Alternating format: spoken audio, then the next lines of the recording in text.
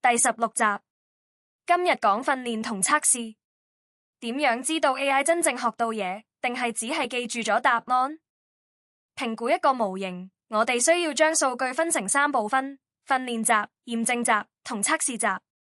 訓練集用嚟教模型學習，就好似學生做練習題；驗證集用嚟調整模型參數，就好似模擬試；測試集用嚟評估最終表現，就好似正式考試。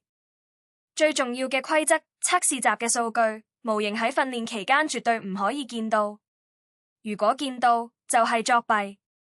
常見嘅分法係80%，10%，80%訓練，10%驗證，10%測試。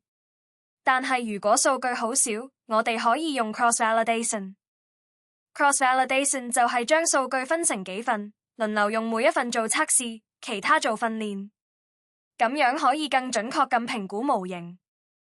下集我哋講遷移學習，點樣重用已經訓練好嘅模型。記住訂閱、